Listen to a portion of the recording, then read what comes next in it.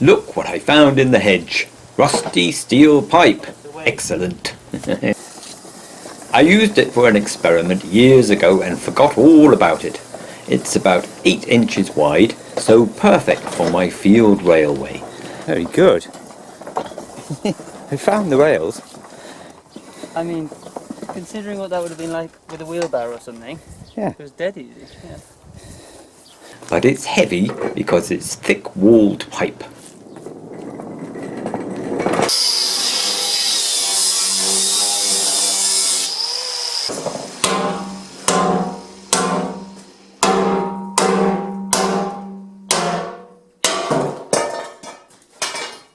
Yes, a bit rusty.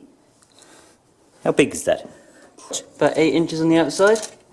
Will and I are using my pipe cutting setup to cut slices off the end of it.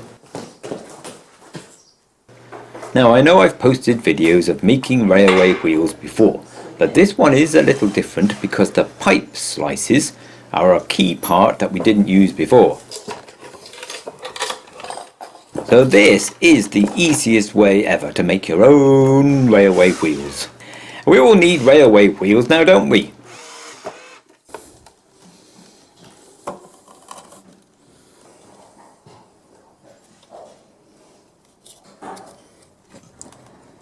It's a wear plate, I suppose, is it? Something like that. That bit goes in there.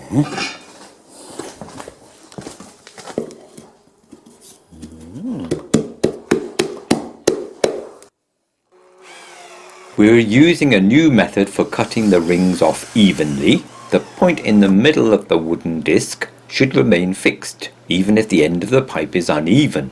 So it's a way to keep the pipe from moving in and out while it's being rotated, so it stays in position relative to the grinder.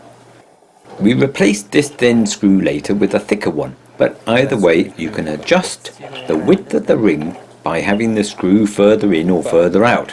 But I'm sure you figured that out already. We'll see when we make the first cut whether it's actually straight. How straight it is, yeah. Yeah, that'll be interesting.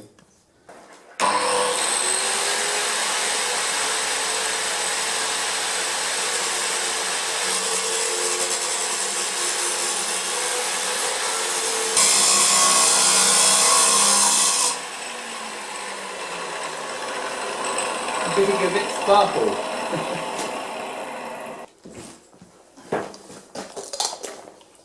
You getting sparkles as well? Yeah. I couldn't. I was looking the other way. I couldn't.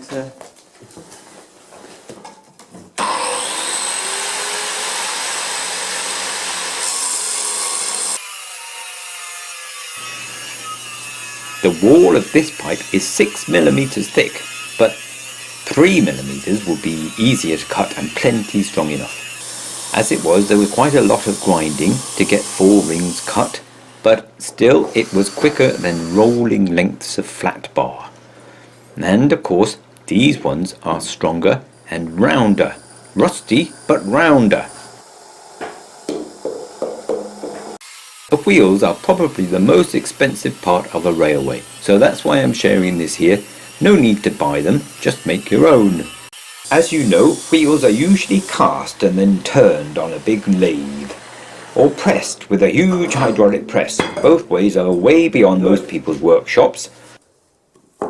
Straight, both edges are straight. Cool.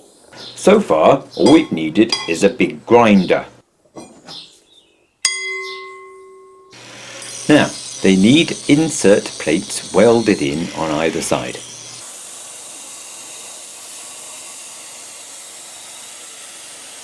I cut this shape on my marvellous plasma cutter, but I know that most people don't own a plasma cutter, let alone a marvellous one like mine. Pretty good. So, I drew this design too, to show how you could make these with just an angle grinder and a drill for the hole in the middle. As you know, grinders cut straight lines happily, but they can also take the corners off things, so they can help you make a convex curve, but they're not very good for making concave curves. So this shape has no concave curves in it. They're cut from 3mm steel plate. They get tacked into place and then weld it in a few places. Not too difficult so far, is it? The next part is trickier, but still possible. You see, you need this shape to make the flange. You could make it in a few different pieces if it's easier, and then weld them up again later. And if you cut these lines first, that would make it easier to get that inner curve. Once you have the crescent shape, bashing it about with a hammer will bring it into a nice flared cone shape.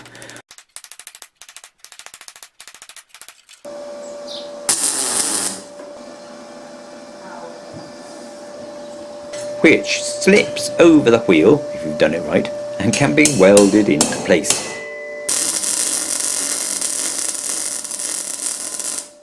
And that's my new railway wheel from a pipe. I like it a lot. I think they're pretty good.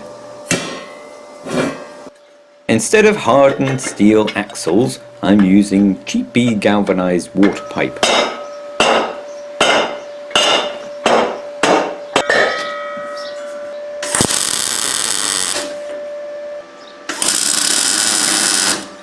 Because it will be strong enough, I think, but mostly because it's a fraction of the cost.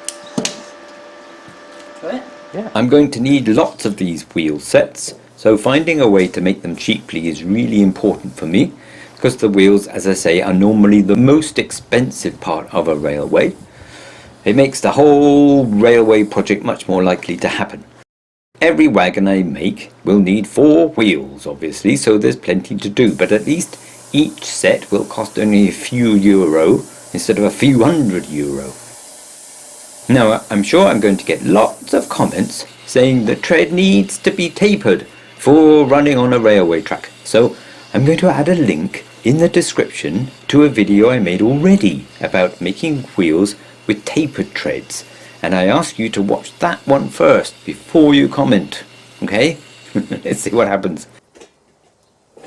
I'm going to go away now and make a new sort of wagon to suit these wheels, and I'll show you that next time.